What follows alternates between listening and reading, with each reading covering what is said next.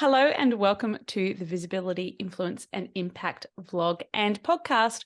I'm your host, Jay Mackay from Jay Mackay Communications, marketing consultant and coach who works with people across the world to build businesses that help them create impact.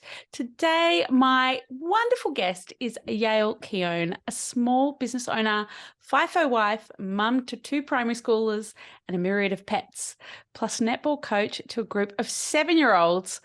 You could call her busy, but she hates that word. Me too. Instead, let's just say she has a life full of variety and flexibility. Over the past 7 years, Yael has established herself as Australia's go-to email marketing expert for online business owners who are ready to increase their sales in much less time using the power of email marketing, all with the spirit of service and providing value. Welcome, Yael. So glad to have me. I'm excited to speak about email marketing. This is super low rated in terms of like we should be on Instagram, should be shiny, but we'll underrated. Thank you. Oh my God. I need more caffeine in my life. I know a little bit of your story, but let's share with the audience because I didn't go in your full bio because, you know, the big reveal. Tell me about how you got to being in your business right now. So it's probably a very similar journey to many women. I'm have my whole professional background in marketing. So straight out of school to uni, into the corporate world, did my MBA, did all of that. And then I had kids and despite always going, no, I'll never have my own business. It's too much stress. It's too much going on. I just thought, you know what, I might have a little play. And so I did, and I went into it like totally delusional, kind of going, there's this whole like online course world, and this whole thing. I could be like the marketing strategist for everything, and realize, you know, it's not that that 6 figures in 5 minutes situation. But you know, I wish someone had told me that. No. Yeah. And a gradual build. And it was actually really coincidental because when I first, literally, I registered my business name, my ABN, everything. And then like the next week I found out I was pregnant with my second child. So that was a really creative time. I had to kind of pace myself a bit as well, which was a great thing. So I just kind of did the thing I do and, learned as much as I could. And for those of you who aren't familiar with all the rules around in Australia, we get this thing called paid parental leave. And when you're on paid parental leave, you can't technically earning money from a job, even your own business, even if it's only like putting out an email with an offer in it, like you can't. So I did what everyone else told me to do, and I started growing my email list and I started producing a ton of content. And off the back of that, you know, as soon as I got past, my 18 weeks, I was able to put out my first, offer of just some like planner thing, and it sold.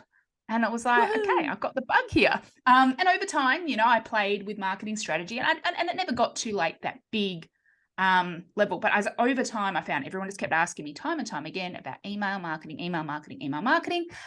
And so I did what I was told, and I niched down further and further and further, and here we are today. And look at you go, because you have such an exceptional reputation in terms of helping people with their email marketing. So I'm going to go off tangent completely because that's what I like to do. Email marketing ROI, return on investment, for those of us that aren't in the marketing game. Tell people about that because it is so underrated. Everyone thinks they should be on Instagram and doing reels and blah, blah, blah, when in fact email is a beautiful, intimate way to connect with your audience. Yeah. So the big stat that everyone puts out there, and I do it too, is $44 back in your pocket per dollar spent. That was a study done by Campaign Monitor many years ago. I don't know how much, that has been updated since. But if you compare that to anything else, it's like if you ran ads, and obviously it used to be better than it was, like you're happy to like earn your money back almost sometimes. Or if you make a profit of like 20% versus, okay, I can invest in email marketing, which by the way, you can do for free as well. You don't even need anything. But you can start on a free platform anyway. So there's a great way to make a return on investment. But it just comes down to the fact that your messages get seen, your offers get seen, you're not dealing with algorithms, you're not having to show up every single day and worry that if you don't post something that you're just going to disappear into the void, and or if you get a bit lax with it. So it's there sitting in your emails, are sitting there in their inbox when they're ready to open them, to read them. They can choose themselves whether they're going to or not. But we still get open rates of around 21.3% is MailChimp's average. I see that number being significantly higher for most of my clients. And compare that to, I think last year's, there was a study done last year on like Instagram engagement rates, which is like 1.6%. Yeah. So 16 people out of 1,000 versus 213 out of 1,000. I know who I want to be, where I want to be investing my time. Now, it's not to say the other stuff is not relevant. It's just higher up the funnel, because the reason you get those higher open rates, the reason you get that engagement is because people have already trusted you or been, put their hand up and said, oh, yes, I'm interested in what you have to offer specifically, and given you the privilege of having their email address. And now it's like you get to show up and help these people who are already, that next step, wanting help with a problem, to solve a problem, or wanting just inspiration, or wanting a really nice pair of shoes, whatever it is, they've said, yes, I want this. So that's why you get those stats. And there's a whole pile of other things too, automation, segmenting, and all these other wonderful things that help contribute to those numbers. So how has your business evolved over time, and what were the signs for you that it was time to change? It was very much back, it was probably, how old's my program now? It's probably about 4 years old, having like a signature program to do with email marketing. And I first launched it as just like a small course, and it was just a separate thing to my whole suite of marketing related offers. And it sold a lot easier than anything else sold. So that's the big clue. And then it was a big leap after that to kind of go all in on it. But it was also very freeing to be able to do that and say, you know what, I'm going to stand in this space. And I did find, as soon as I said, I am the email marketing person, it was so much easier to grow the business, in terms of if people needed someone to talk about email marketing, like we're doing here now, they're like, oh yeah, Yael knows about that. Like, it's an instant connection. And so it just helps with all of that, just getting out there in front of more people, and people being aware you exist in the first place. And it's that whole, when someone's given you permission, and in Australia, it's an opt-in. Yeah. As you say, to go on someone's list, they've already broken down that first barrier of trust. And so anything following that is an actually easier sell than going on Instagram and going, hey, buy my thing, buy my thing, buy my thing, which is what a lot of people think they need to do. And it's really incredible that it took me years to go, I'm going to do email. What do you think are the barriers for people putting themselves out there on email? Yeah. So the number one thing that comes up is, I don't want to be annoying. I get too many emails. I don't want to add to the noise. Well, I can guarantee you there are a ton more posts going up every single day in your feed than you are getting in your inbox. Email. Yeah. There is literally no end in one feed versus what's in your inbox. So let's just scrap that. Busy is social media. Then email is under the user's control. And I admit, I'm, not the best at unsubscribing from things, and I sign up for all sorts of stuff because, it's my niche as well. I like to see what people are doing. So that's the number one thing that people worry about. They worry that they're going to appear, annoying or spammy or sleazy or salesy. And maybe that will be the real reason, but they'll hide behind excuses. I'm not good at tech, or it's too hard to get started, etc. But often it comes down to that concern. But what I say to them is, it's exactly like every single other platform in the world, that it's a tool. Yes, there are annoying people that send annoying emails or just like do dodgy things. But likely, if you're questioning yourself, you're not going to be one of those people. Yeah. It's just like on Instagram. You can be one of those annoying chatbot people who, you know, comment on every post that uses a certain hashtag, or just has, you know, just posts and just tags random strangers in their photos, like all the whole shine thing. Like, there is dodgy behavior Did everywhere. you win a gift card too? Yes, I did win a gift card multiple times. So it's like, it's the same thing. Like, you can choose to just not be annoying. And remember, again, your subscribers put their hand up and said they want to hear from you. They could have, and I like to think about it, go, why did they sign up? Like, what is the literal reason they signed up to your list? Did they sign up to a lead magnet freebie download that helps them solve a certain problem? So top tips for something. That's a big signal to me that they need help solving this problem. So if you are providing them emails that help solve this problem, or even promoting offers that help solve that problem, you're helping them. You're not being annoying. You are giving them what they have said they need. If they have put their details at a form on your e-commerce site that says get 10% off your first order and get, you know, latest updates on latest products and our offers and promotions, they want to know when you've got latest products. They want to know when you've got offers. Like, they're not stupid. We've got to stop treating people as if they don't know what they're in for. This whole thing's been going on. Unsubscribe. Exactly. Like, it's not like you're hiding the unsubscribe. They have the power. And do list cleanups too. Like, sometimes it comes down to, oh, you know, that content might not be relevant for everyone, or, you know, my open rates are quite low. I'm like, okay, well, we do a good list cleanup. You know, it's just good practice for many, many reasons, but let them go with love. If they're not opening, awesome. Or, you know, create segments of people, you know, so you're not sending offers to people who've already bought the thing. No, you just do some basic things that on the back end that could take you 5 or 10 minutes to do, that sometimes alleviate that nervousness about, oh, but what if this isn't relevant to them? There's a ton you can do to make it feel less annoying, but that would be the biggest thing. Yeah. And I mean, I get emails from people every single day, like same people every day. And I'm like, I really like their emails and I read them every day. And I actually spoke about this on my last solo pod, was there's people in my inbox who show up every day and I feel like I know them, or that they know me, because that's the intimacy that email marketing gives you. And so it's a funny thing where I don't follow these people on Instagram necessarily even, or they're not even active, because their email's so effective. Absolutely. And it gives you, and it is that more intimate space. Like, and this could be the reason why I enjoy it so much. You know, I don't necessarily like putting myself out there, you know, big open world.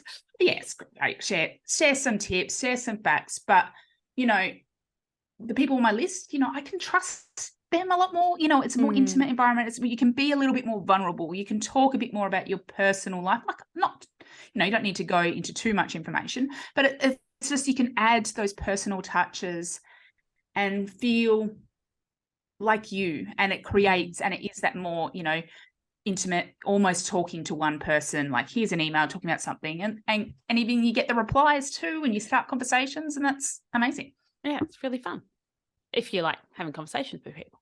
Yeah. Which is sort of the point of marketing. Let's not get beyond that. So I mentioned in the intro, you've got little kids and you manage a 7-year-old's netball team, which is epic. I just rock up at Auskick every Thursday and sit in the car. Oh, it's freezing.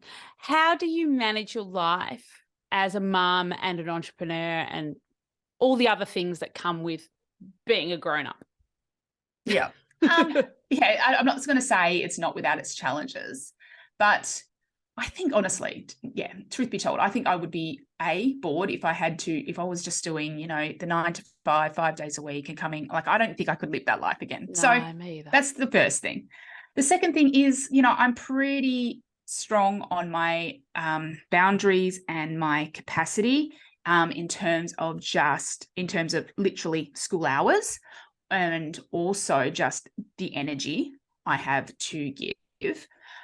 So it does take a lot, and it does take, you know, some weeks are a complete hot mess, and some weeks I am just, on fire. But I am definitely like uber organized when it comes to like everything's in Google Calendar, color coded. Everything then, goes in the weekly planner just so I can get it out of my head. When am I doing things for life and business? So literally down to what days I'm doing what washing and, all that sort of stuff. Wow, I'm a very you are organized. type A with that.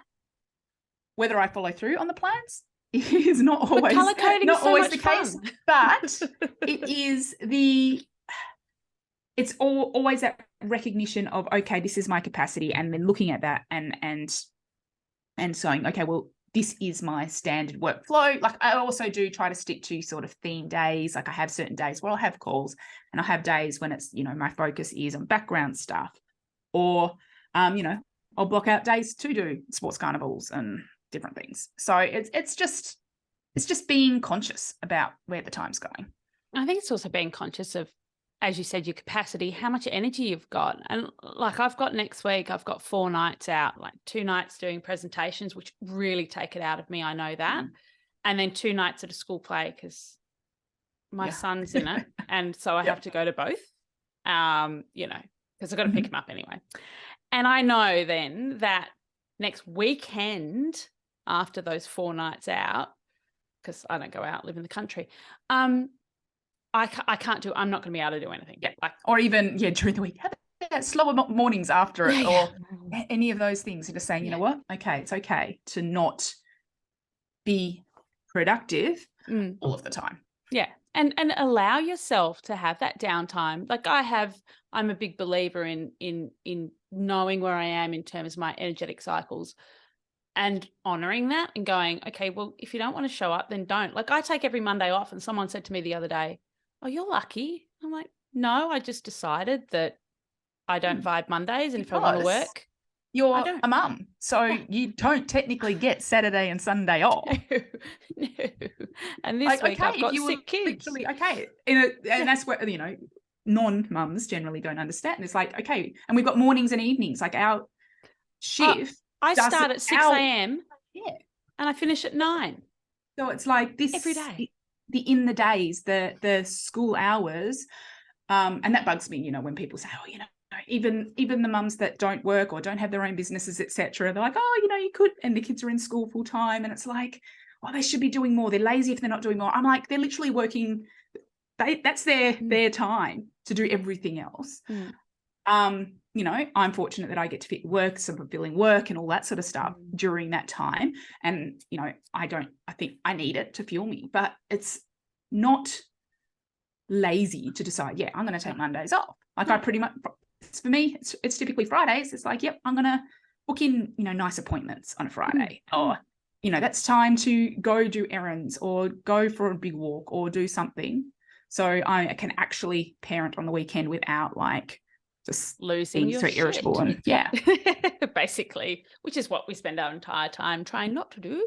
And sometimes we fail. So what does a great day in the office look like for you? Obviously, you said you have your theme days, you have your client days. What are your favorite things to do? Because often these are surprising. Like I love working. Like I can't pretend I don't. Yeah, it definitely some days takes motivation. Again, energetically, some days it takes motivation, but when I get started, I get going. My absolute favorite thing to do to my detriment is definitely ideas, creation, problem solving, strategy. That's what I do on Mondays. Up with that sort of stuff. I play about. Yeah. So that is generally now that's my Monday. I try, again, I don't book anything in for Monday because I want fresh brain, get those ideas, but hopefully actually complete some things as well. That's the stuff I love. And I get to, and the exciting part is on the days, I have a day typically where I'm working on my signature program, the email experience, and supporting members and recording content, doing coaching calls for that. And then, it's a couple of days a week really focused on client work, combination of calls and done for you. But the benefit is when it's like on those calls and I get to have those conversations with clients, I get to enter that ideas mode just for someone else and be like, oh, we can do this and we can do that, and this is how you can do it. And plus the practical of going, oh yeah, how can we get that bit of software to talk to this bit of software, and what type of this client is, and coming, that excites me. Yeah, because we're geeks like that. Yeah, that's the part that excites me. That's the part that people like, what is wrong with you? But that's the fun part.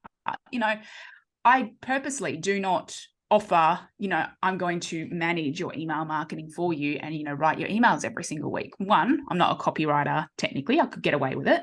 But two, I'm like, repetitive work. Boring.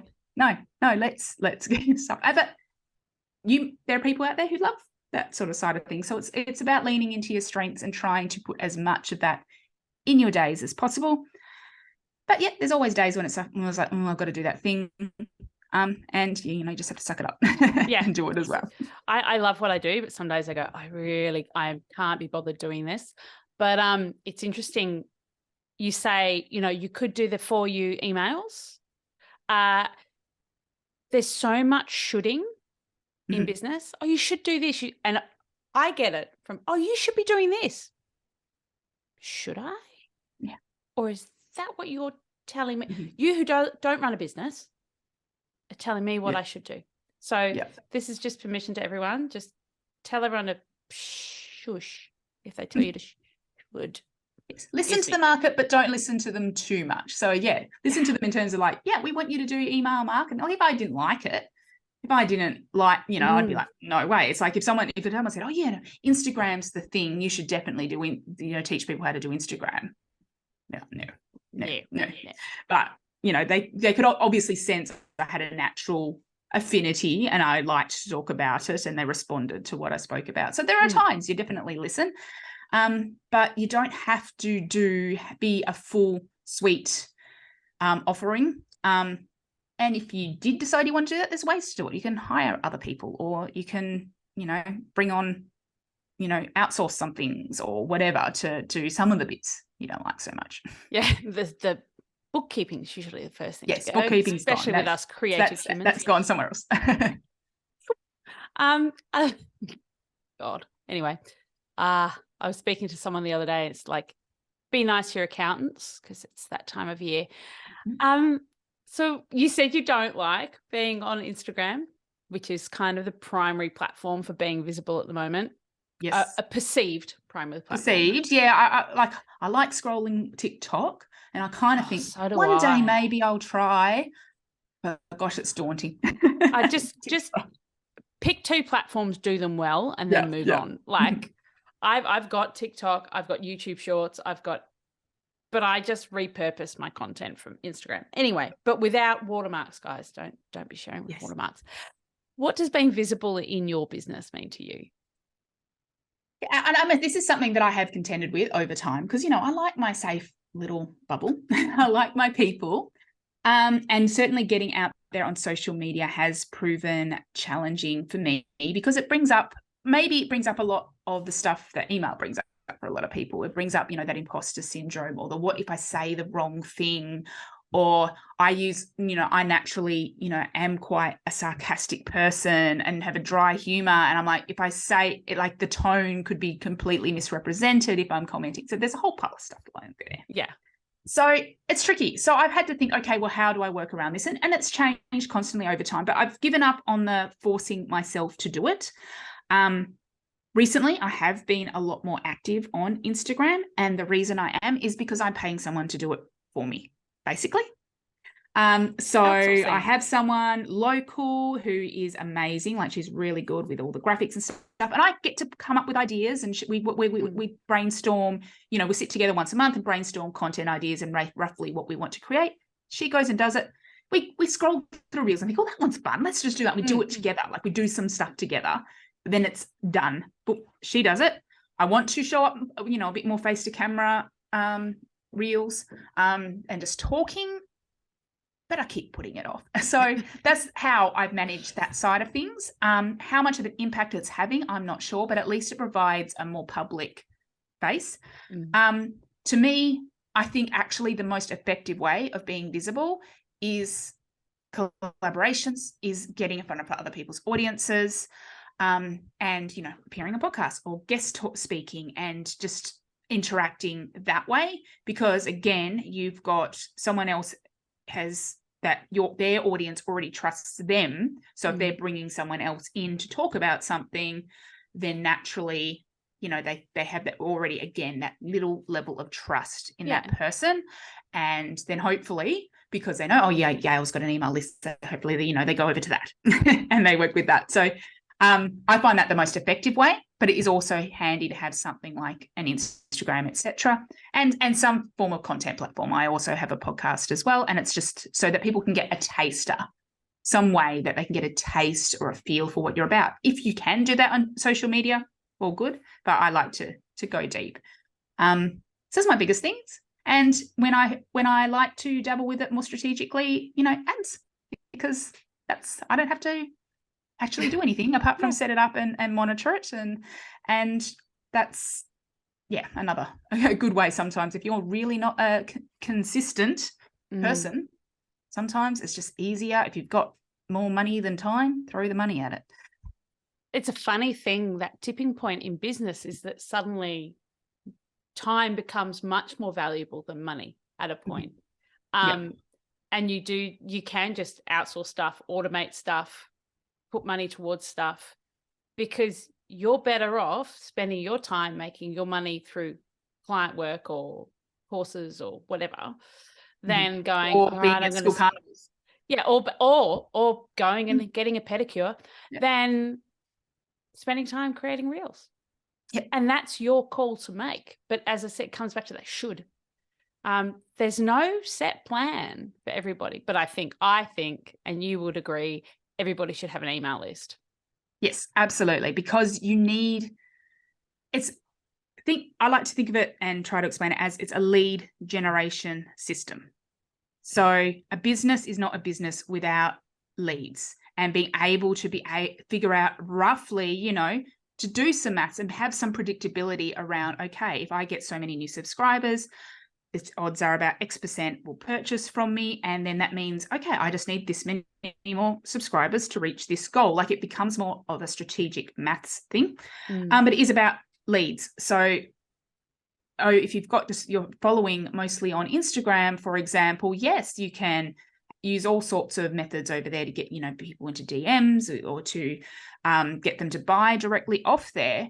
But you have to be so much more hands-on in terms of managing that leads process, versus if they come to your email list, you can set up some automations, a great welcome series. You can also have things going on, like if they do certain things, that you send out another automated email. And you can also do some sneaky spy things where you see, okay, who are my top 10 subscribers right now who are not customers, who have not purchased, who is opening everything and clicking everything and engaging or replying. All of a sudden, ding, ding, ding, they're my hot leads. And they're the ones that, it's worth me reaching out to, having a chat, seeing, is there anything I can do to help you out? Having a way in which to do that. There's so many possibilities for so many different business types with your email when it comes to that. So yeah, pretty much you can have any sort of upfront marketing that you want, but it should always either lead to an email list or to, some sort of content that drives people to your email list, or to, obviously, if you've got a promotion or a sale or something going to that. But we know that when we do a buy my thing post, like, it literally just doesn't show. So it's like making sure all roads lead to somewhere where at least you can get the lead, you get the email address, you get the permission, and then you can work with that person to hopefully eventually buy from you. And that could be immediately with a tripwire. It could be, or that they got their 10% off code and they go straight and put it in, or it could be in 2 years, 3 years. I have people who have been on my list for years. I don't even know how long, because it's, they were imported to my current system from my old system, which I changed years ago. And I can see that's where they originally joined. And they're like, I hadn't even spoken to them before. And all of a sudden they're like, yep, I'm finally ready. Yeah, I'm finally ready to do something. And also, let's not go beyond the fact that social media is rented and your email list is owned. Yeah. Is how I always put it to clients. And literally, it's an asset. So yes, there is probably some monetary value if you have a really highly engaged following. But if you were ever to sell your business, you can assign a dollar value per subscriber on your list to the value of that business, because it is worth money. Actually, and money. That's literally, and you can back it up. No one's going to kick you off Instagram. You own that list. You can do what you like with it within legal means. As long if someone unsubscribes, obviously you let them go. Someone asks you to delete their details, obviously you delete their details, but it's there. Yeah. And no one can take it away from you, No. which is, that security is amazing. Like literally, what was it, 2 days ago, Instagram was down for like 5 minutes and everyone's freaking out. It's like, oh, it went down for me randomly, and I was like, I'm just like, oh, well, okay. Yeah. Okay. Yeah. I'll just go and do people something are just else. like, oh, I can't get on. I'm like, well, okay. Now, don't rely on one platform, I'm not people. a doomsday person who thinks that all of a sudden everything's going to crash and you'll never get an account. But I have, there are plenty of cases that I know of where people have lost their entire accounts. Entire Facebook and Instagram, because they're both the same. Yep. And also things like, I've had like charity organizations that I work with, or not-for-profit organizations that I work with, who got kicked off Facebook because Facebook decided that Australian news weren't doing what they were meant to do, and they considered they were a news platform, so they couldn't. Their Facebook page just went, and they literally are a not-for-profit doing charity almost work, and it's the local breast care network here in East Gippsland got taken down off Facebook the other day for using the word breast. Yeah, because we're children, apparently. Anyway. Yeah.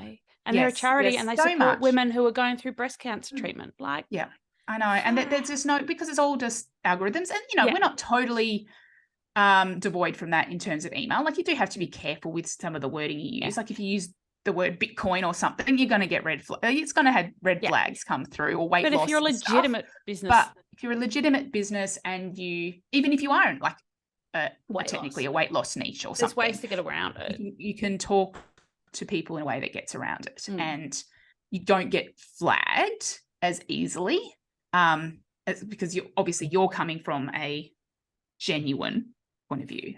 So you can do a lot more than you could in an online space. And also with I just want to touch, because you and I are both quite technical people. I think we're in a position where we can break this down for people. Also, when you're doing ads, you've got to be really careful with your language, and people don't often realize that. With Facebook ads, it's like, why is my ad flagged? It's like, because you use the word X, whatever. Yeah. And it is funny. Like, I remember, thankfully, I think it's gotten a lot better, but I remember better. Oh my God. I had like, I kept getting ads the word refused because I used you too many times. You couldn't use it at all. Yeah. Like, basically. It was just like, are you struggling with this? Nope. Can't say that. It was really so at least that part's a little bit better now. And you can use words on the image and stuff like that instead of just the tiny 10% in the corner. Yeah. It was crazy. So you can do a bit more, thankfully. But it's still, I see people get their ads shut down all the time for nothing, because a robot's flagged them for something random. And then the challenge, the process, it's frustrating.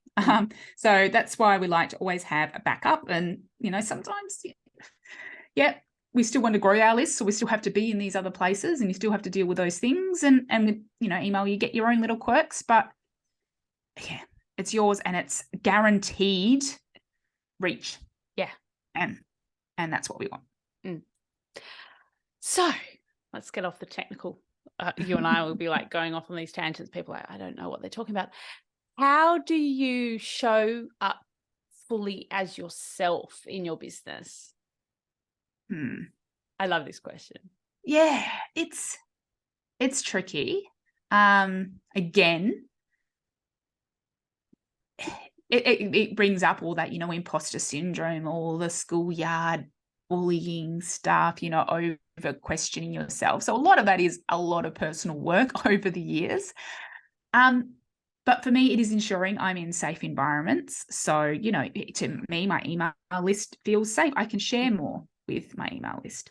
Or, if I'm in conversation in my community, definitely I come across a lot better in conversation with someone when you know they can hear what I have to say because they can hear my sarcasm or they can hear my dry humor, and that feels a bit more confident to me. So it's definitely, and that just feels more genuine. I guess that's probably it. If get to go deeper, it feels more genuine to me because it feels like, okay, you can actually get to know me as a person. And I'm a pretty open book when it comes to most things. And I probably say things I shouldn't, in terms of, you know, I might share too much information sometimes, but I think people were just happy to, you know, you just have to be yourself. And I think when you're in a deeper conversation or you're doing something like that, you can't really avoid that.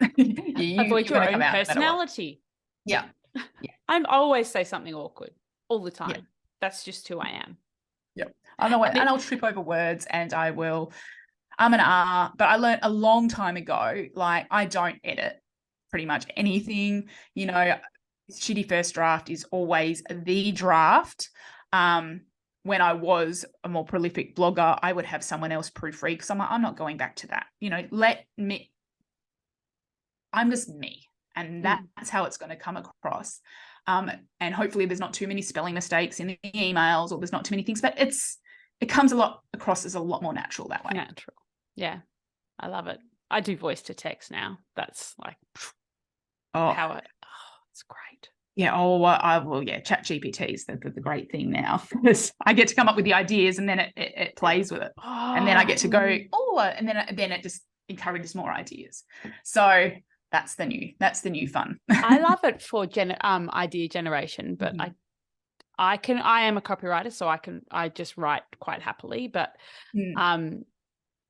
it's an interesting tool, the old Chat GPT. Yeah. No, and I've done a whole podcast episode myself on it and played a lot, but definitely use it. You have to still use your own voice through it. And you have to be the one, either you can use it to come up with ideas, then you kind of do your own variation of the idea and then say, oh, what if you kind of added this layer to it? Or what if you did this? And then you kind of end up with a half thing put together. It's fun. It hasn't written any of my emails yet, but I have used it to come up with ideas, certainly. And we've definitely, repurposing, turning content, and this is what I've been helping in terms of the Instagram stuff.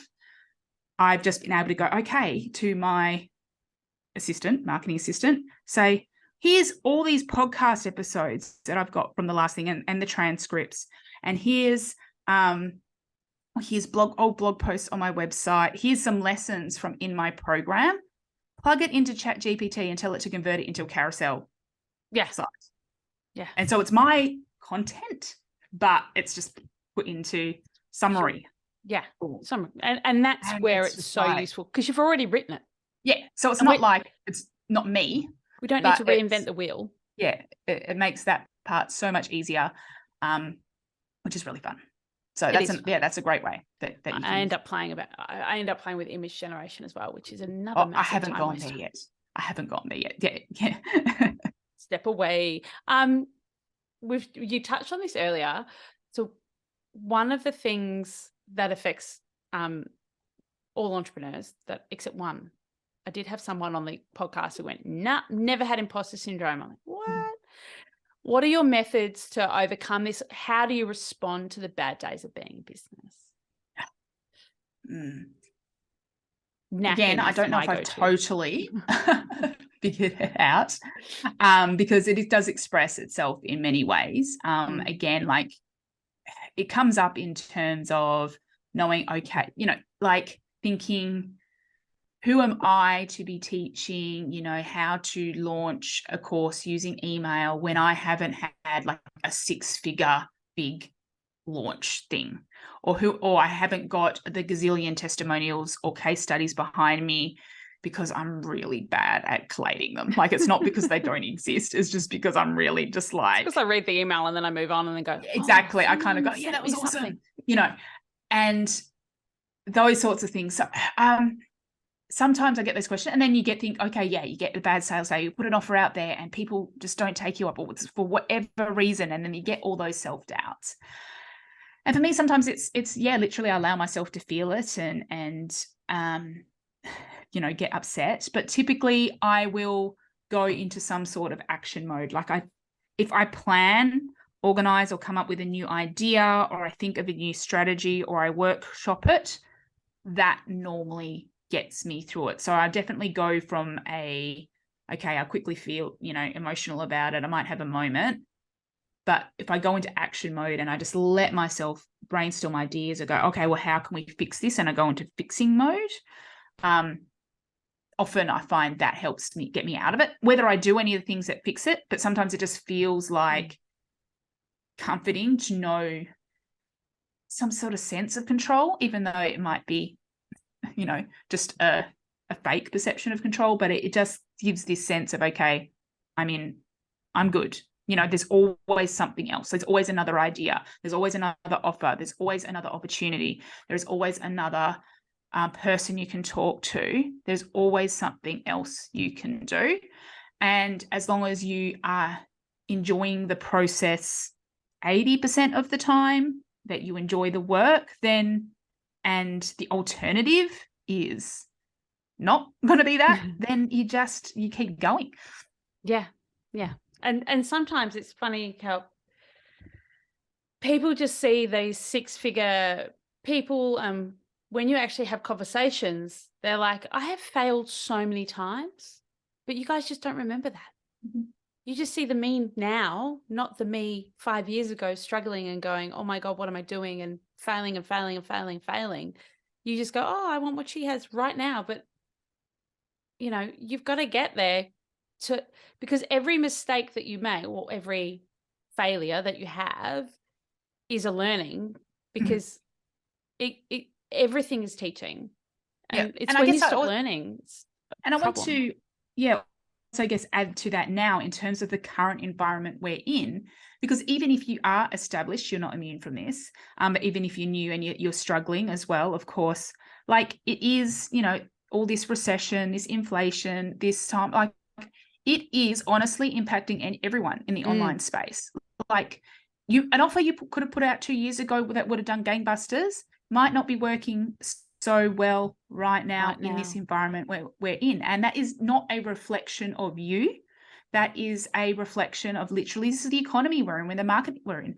And maybe that means you need to tweak things, whether that's, putting in payment plans or, focusing more on your lower entry point offers versus your higher ones. You have to have, again, this strategic plan angle to it, but it is impacting everyone. And really I worked with, been in masterminds, and I could talk to a lot of people who have had tremendous success and, recent launches are just not cutting it anywhere near the level, even if they followed the same pattern exactly to the T. It is just, the environment at the moment. So I guess I just wanted to add that layer too, that sometimes it is just things outside your control and it is not you. You are not, and it's not even your offer. It's just yeah. People are going, nah, not right now. And it's not not right now. And that it'll hopefully come around. Hopefully we're not going to keep getting interest rates going up every 5 minutes forever. But we just have to trust that it'll come around and do our best to listen to what our audience needs right now. Yeah. And I've made some major adjustments lately of having the lower entry points for people, I haven't launched them yet. Just rebuilding my website, just low key. And making those allowances for people, because you've got to always remember that if someone's bought from you once, they're likely to buy from you again. They're your hottest audience. So absolutely. If you give them an opportunity to buy from you at that low end, you're actually giving them an opportunity to buy at the high end as well, be that in 6 months' time, 12 months' time, or as you say, like a few years. But you have that connection. You already have that relationship with them. So it makes it easier. You always need to look at your existing audience of buyers than trying to constantly find new people to come into your audience. Absolutely. And you always find you have this like small group that just seem to want everything, which is amazing, or they just want, or the, that they just want to go all in on your biggest, like most personalized one-on-one, like I just want all the focus. They're magical, but unfortunately it's not every single person. It is just, you just have to have that, listen to what people are needing, trying to respond, and again, come at it from, let yourself have the emotion, but then go, okay, logically, strategically, what is going on? If I said it wasn't me, it wasn't the offer. Again, like people put out offers all of the time, send one email or put one post on Instagram, it doesn't buy, and they think, oh, it's the offer. I suck. Nobody wants it. I failed. And then they go and create the new thing, and they get stuck in this cycle for years because they don't give enough breathing room or enough opportunity to refine and tweak, and or just ask for the sell over and over and over and over. Let people know it exists. Because when we've got an algorithm where you've got a 1.6 engagement and like 0.5% reach, and you're often reaching the same people over and over again, you got to give them the opportunity to buy.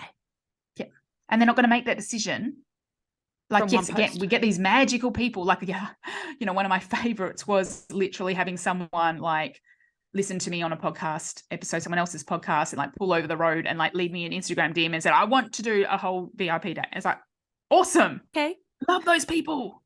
But most people will take time to make a decision. They're the unicorns. Yeah, they're the big magical unicorns. But there's the people that you want to just, they'll just try your free lead magnet, and they want to get that taste test, or they want to listen to your podcast for ages, or they want to just follow you on Instagram or buy a $10 thing, and they're just not ready for a variety of reasons.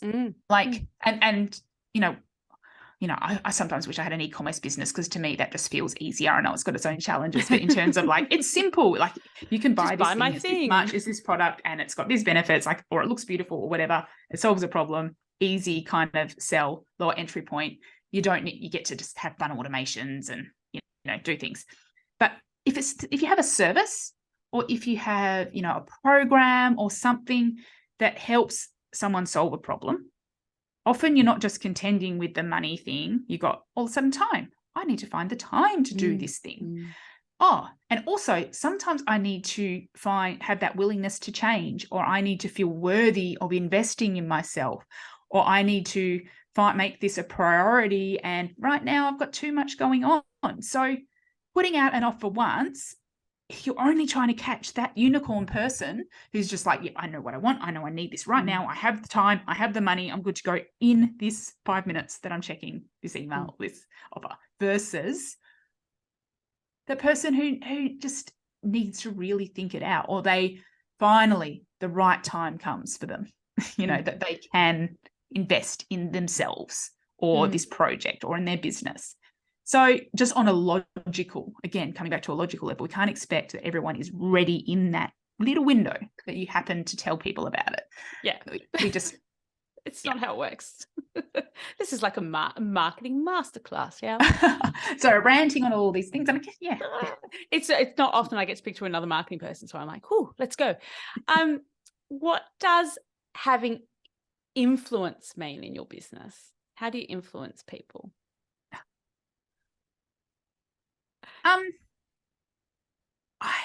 I definitely don't consider myself an influencer, and it's probably an incorrect perception. I don't think I've spoken to anybody who considers themselves an influencer. Yeah, I wouldn't consider myself. But we all have influence. But we do. And so for me, it is, I guess it comes down to what would probably be considered, my brand, my personality. It is just that straight talk. It is that direct. It is, saying how it is. And like just sharing the opportunity that people might be missing out on, expressing, giving people permission to show up, to send those emails, to be themselves, to use whatever words they want, saying that they don't have to follow this exact recipe sales funnel thing that they found on the internet, that they can do marketing in a way that suits them, their personality, what their brand is about, all of that stuff, without even necessarily having to go through all the formal exercises, but just kind of going, okay, can I just be myself through this? Yes, we need to have strategy. Yes, you still need to tell people you exist. And yes, you still need to sell to them. But how can I do it in a way that feels real to me, or that is easy to me in terms of, I know there's always a bit of comfort zone, but what's a way that makes it feel doable?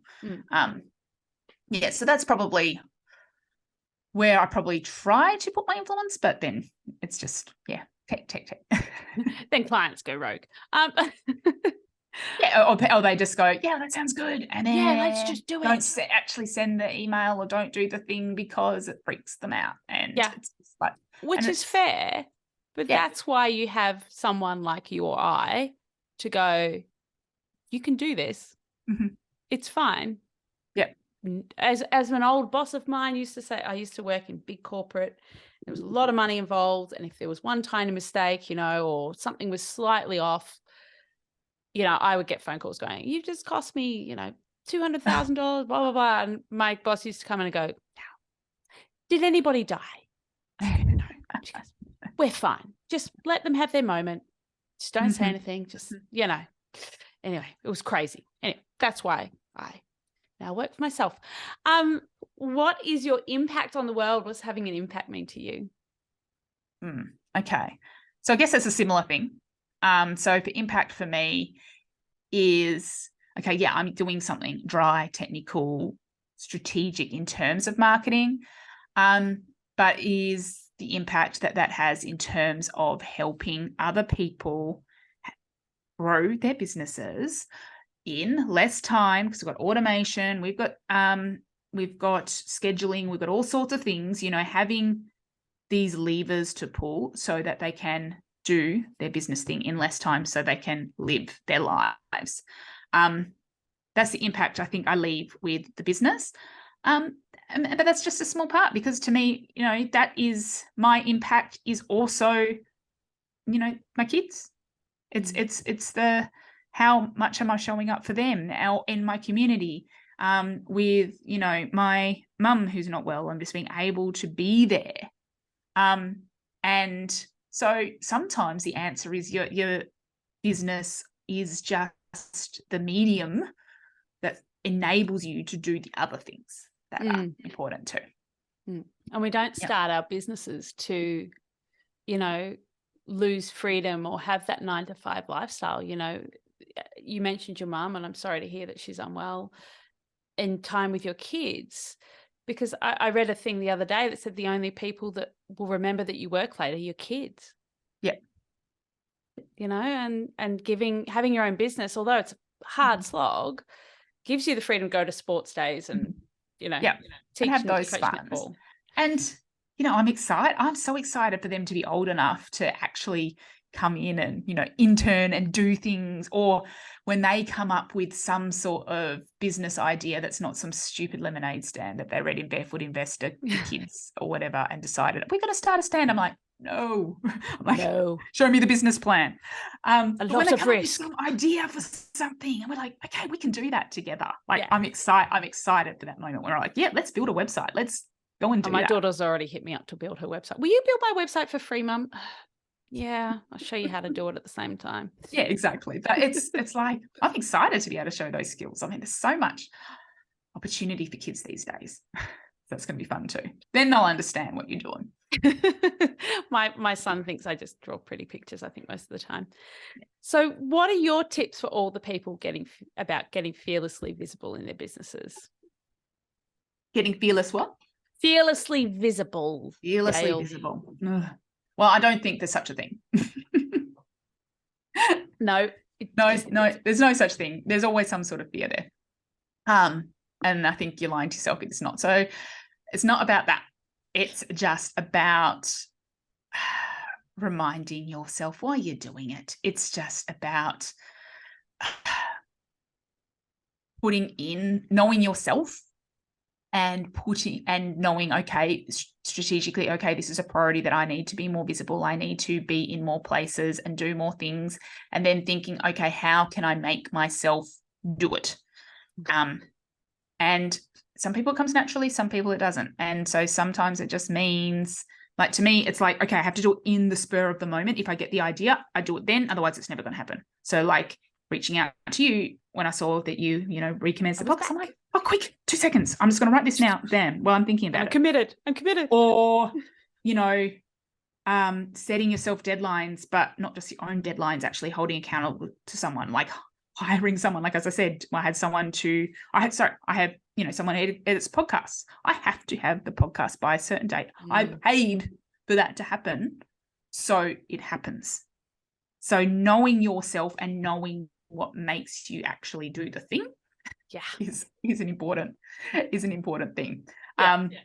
So that's I don't think there's such a thing as fearlessly visible, but it is just, okay, if you know what's important, ask yourself, how am I going to make this? And then ask yourself, well, how would I normally sabotage myself in this situation, or what would I normally do? And then go, okay, how can I counteract that? You got to hack yourself. Yeah, hack your own self-sabotage and work with it. Yes. And if it keeps happening over and over again that you say you're going to do something and you don't do it, there's obviously something else going on. Yeah. So you just got to get curious about, okay, well, why? Why don't I want to do this thing that's going to take me 4 minutes, but I've been putting it off for 4 months? Yeah.